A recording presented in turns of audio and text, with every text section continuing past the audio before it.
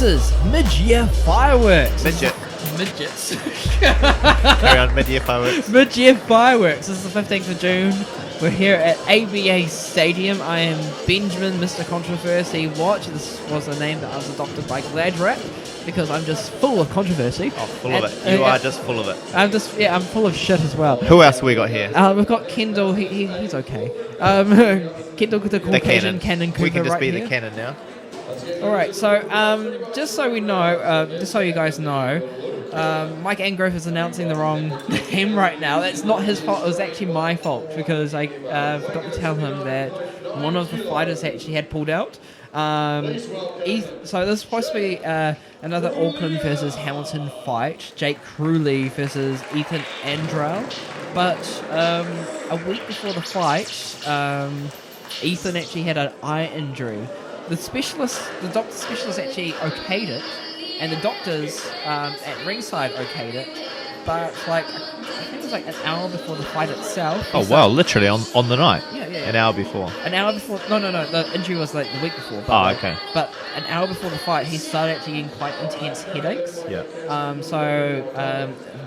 We spoke to the doctor, and it was just like, clearly we just did not want this to continue. That's what happened when you go through caffeine withdrawal. I get that most weeks as well. It's probably quite different though. Yeah, I think it's pretty different. Yeah, quite a bit different. I haven't had an eye injury, but it was Ethan Andrew. Ethan Andrew versus Jake Crewley. No, Ethan Andrew it was. So we're on to corporate fight number 5. Zach Martin versus Matthew Cooey. Nice. I was going to guess Suey, but okay. Suey. Oh yeah, Matt, Suey could work. Okay. Suey could work. Yeah. Zach and Matt. And remember, if I mispronounce your names wrong, blame Vasco. It's Vasco's fault. And if I do it right, that's me. So you're the controversial one, and but tonight you're also responsible as well for a few other mistakes. So we're going to keep it in there. For the record, we're going to put it in writing. Yep. And moving right along, we've got the fighter in the blue corner. That's Matt entering the blue corner.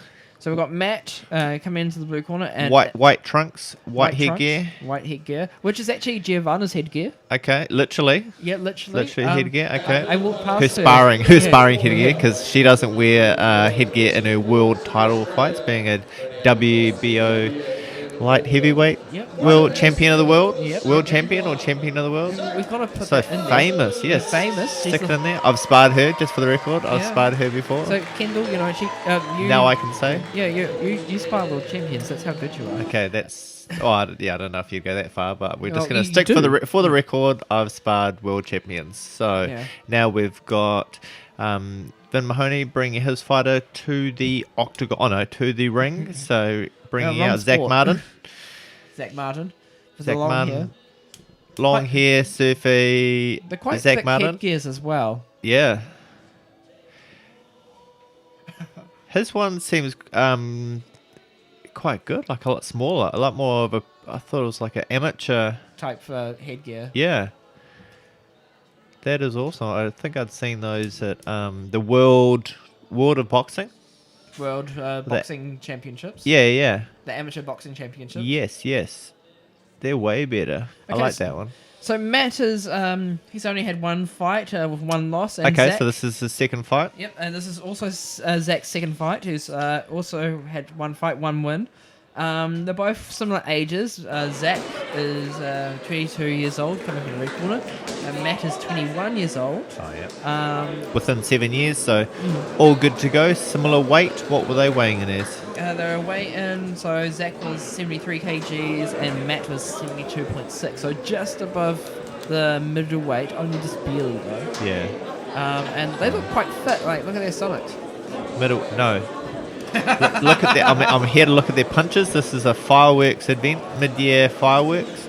3 promoters putting on a good show here for fight number 4. Technically fight number 5, but yeah, thereabouts. We've got a southpaw versus orthodox. So it looks like Zach in the red corner is coming out southpaw with his right leg forward, saving his power for his left hand, and it looks to see him provoking the situation and countering. So well, at the moment they're just feeling each other out. Yeah, good timing. Light on their feet. Well, they should be because they're only middleweight. I can't talk because that's similar to me. But fit and young. So they kind of, both of them have landed a couple of punches. So Zach has, I think, landed 2 good clean punches. Matt has landed 1 good clean punch. Yeah. A little bit of flurry there. But I see that. Oh, there you go. Both of them again landed good clean punches. Yeah, I'm sure I saw Matt land a clean, right hand on the jaw of Zach. The problem is that. But he Zach, took it well. The Zach is actually he's waiting. He's being too patient. It's good to be patient, but he's feeling out too much. There's a good opportunity for him to throw out to just land something, but he let that go, and eventually, as you saw, Matt actually just walked around it. Yeah, just missing with that uppercut. So you find the difference depending on how patient you want to be. You can either wait for it to happen or you make it happen. And Zach's moving forward and he's provoking it, but sometimes he's not totally capitalizing on the opportunities, whereas Matt seems to just sort of hold back and then come forward with the flurry. Well, it's almost that Zach is there he goes there. too long, and so Matt will come in. But then that was a solid shot straight in there. Shots. Very clean, and now he jumps on him, sees an opportunity, and good clean shot there. Both of them landing good clean shots. There's the round over very quickly. So they end the round really powerfully with the good work rate, sticking right in there.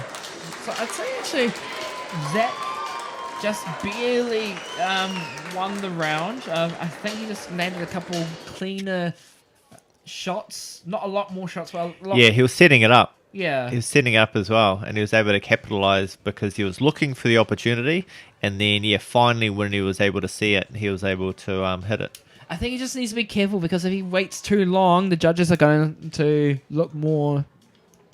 give it to the other side. Yeah, Matt from the blue corner just sort of seems to be waiting on the outside and then coming forward aggressively. Yeah. And well, Zach, you mean? Zach the red corner? Zach the red... Yeah, but no, I was saying Matt. Matt waits on the outside and then he just comes forward and throws 2, 3 or 4 punches, and every now and again, one of those punches are going to land, and that's maybe what the judges see later on. So Zach's actually originally born from Sydney, Australia, now lives in Auckland, New Zealand. Matt has always lived in Auckland, New Zealand, from the stats we've got. So right now, again, Zach is actually just feeling out, and Matt comes in, lands a couple of shots. But I was going to say whether it was a slow start, but it was just for 2 or 3 seconds it was a slow start, and then they're straight into it, and then now they're realising their distance. 1-2, Matt is in trouble. He kind of skipped. Do you check him? Yeah. I think it was just a trip, though. Yeah, bit of respect. Checking with the ref, see if he can continue. So, yes. Again, Zach has just landed a couple of good clean punches. Yeah, straight down the channel, really. Again, and then Matt comes in, good body punch. Hard swinging punches. You don't want some of those to land too cleanly, but it looks like Zach can handle it. Again, it's just that patient, it's just that waiting game. Yeah, just got to make it happen a bit more instead of waiting. But he's provoking it, and those straight punches are getting through. Those left hands from the southpaw position, but then Matt comes through with a bit of a flurry. So depending on what the judges are seeing from the back or from the side. Yeah, this would be actually a difficult fight to judge, because we might be able to see the cleaner punches that's getting landed. But some of these judges who are coming watching other angles might not be actually able to actually see those punches landed. Looked like Zach just rocked him there, caught him with a couple of clean punches and backed him up, nearly like Matt lost his footing. But he seems to have seen something, and he's going to take advantage of it, and he's swinging away. So it's good to see we're jumping at the opportunity. You're there to fight, and the opportunity finally comes, and taking advantage of it as much as possible. That was a good round. That was a good round for Zach. I think you've named the show well with the other co-promoters. Mid-year fireworks. So see why it looks like they're tightening the headgear in the blue corner. I believe Vasco actually came up with that idea of mid-year fireworks. Okay. Yeah, the other one I think is midwinter. Normally they do mid-year, but it doesn't sound right for mid-year snowflakes falling or something along those lines. And we don't really get snowflakes in Auckland, so... So Troy Garden announcing the start of the third round coming up. So this is be the time that the fighters get to put it on the line, show what they've got, and make their last statement.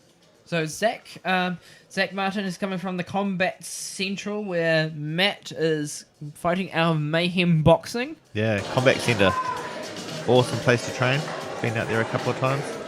And yeah, Mayhem's got some good people there as well, so I can understand why they've got a solid fighter that's coming forward, throwing some combos, and yeah, waiting for those flurries. But yeah, good head movement. So they're looking after each other, looking after themselves. Yes, Zach is actually some decent. Yeah. Good land there, good straight, right in the middle.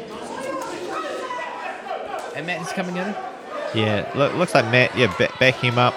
Matt was sick of reaching. Yeah, throwing some leather, he's just making it happen. He's just taking a bit of a breath, and it's normally the mentality of like, if you can take a breath, you can throw a punch. And he's just backing up a little bit. Yeah, just sort of making it happen. Now it's interesting because I've got two different types of headgears. I've got the thicker white headgear that's Giovanna's headgear during training, and the thinner headgear from the red corner. I wonder if that plays into it at all. Probably not. Nah, it just comes down to eyesight. If it's fit right. Yeah. Now, what a good shot from Matt. Did he clip him? He clipped him. Yeah. It's like Zach's headgear's just moved up above his chin. We'll have to see whether John Conway points that out or wants it brought down, but as long as it's not annoying him too much, then Zach can be able to deal with it. He's still waiting for those clean punches and flying that left-handed uppercut. Turning him, good turning, good ring craft. Now it's headgear's moved into his mouth. They might want to move that down. He's still got good vision, like by looks of it from that angle. Yeah. The last 10 seconds. Last 10 seconds. I wonder who the timekeeper was. I wonder. No one will ever know that I did timekeeping once. So last couple of shots being put through. That was a lot more even than that second round. Yeah, it was a very even round. I don't know who to pick for that one. Yeah, it depends what the judges have seen from their angle, because they normally have more of a one-sided view because there's only one line of sight. But it looks like the fighters have got through unscathed, no injuries. Good to see. But yeah, I think Zach actually came away with the win. Yeah, good effort put through. I'd hope so, because he had such a dominating middle round. Like, he really caught him. He had those clean punches come through. Yeah. So I think the only problem is that he just kept on waiting. Yeah, Zach had the patience to wait, but sometimes instead of waiting for it to happen, you just have to make it happen, because that's what, unfortunately, that's what corporate fighting's about, just to get in there and sometimes go toe-to-toe, because you've only got, 3 2-minute rounds. That's not really a long time to wait too patiently for something to fall into line. But they've both got enough information to recognise what they've found out on their second fight. I think they've both had 2 fights now. So we'll see who comes away with the win. Oh, another split decision. Oh, split. So 2 judges gave it to 1 fighter.